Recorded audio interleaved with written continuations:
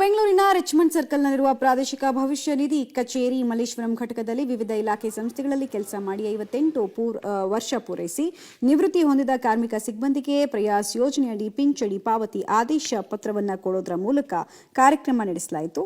58 ವರ್ಷ ಸೇವೆ ಪೂರೈಸಿ ನಿವೃತ್ತಿ ಹೊಂದಿದ ಕಾರ್ಮಿಕರಿಗೆ ನೀಡುವ ಪಿಂಚಣಿಯನ್ನು ನಿವೃತ್ತಿ ಹೊಂದಿದ ದಿನವೇ ನೀಡುವ ಯೋಜನೆ ಈ ಪ್ರಯಾಸ್ ಯೋಜನೆ. ಬಿಎಂಟಿಸಿ, ಕೆಎಸ್ಆರ್ಟಿಸಿ ಸೇರಿದಂತೆ ವಿವಿಧ ಸಂಸ್ಥೆಯಲ್ಲಿ ಇಂದು ನಿವೃತ್ತಿಯಾದಂತಹ 140 ಕಾರ್ಮಿಕರಿಗೆ ಭವಿಷ್ಯ ನಿಧಿ ಪ್ರಾದೇಶಿಕ ಕಚೇರಿ ಆಯುಕ್ತರಾದ ಟಿ ಇಂದಿರಾ, ಸಹಾಯಕ ಆಯುಕ್ತರಾದ ಜಸೀನಾ ನೌಕರರಿಗೆ ಪಿಂಚಣಿ ಆದೇಶ ಪತ್ರವನ್ನು ಕೊಟ್ಟರು. 2020 ಜುಲೈಯಿಂದ ಎವ್ರಿ ಮಂತ್ ಈ ಯೋಜನೆಯಲ್ಲಿ ಪೆನ್ಷನರ್ಸ್ಗಳಿಗೆ ನಾವು ಪೆನ್ಷನ್ ಆರ್ಡರ್ ಕೊಡ್ತಾ ಇದ್ದೀವಿ.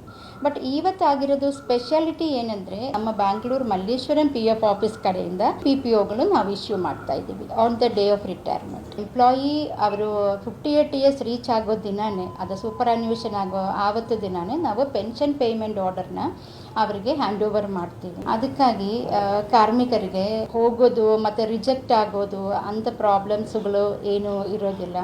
ಅದರಲ್ಲಿ ಬಂದಿರೋ ಫಾರ್ಮ್ನ ನಾವು ಇಮಿಡಿಯೇಟ್ ಪ್ರೊಸೆಸ್ ಮಾಡಿ ಸೇಮ್ ದಿನ ಅವರಿಗೆ ರಿಟೈರ್ಡ್ ಆಗೋ ದಿನಾನೇ ಪೆನ್ಷನ್ ಪೇಮೆಂಟ್ ಆರ್ಡರ್ನ ಅವರಿಗೆ ಕೊಡ್ತೀವಿ.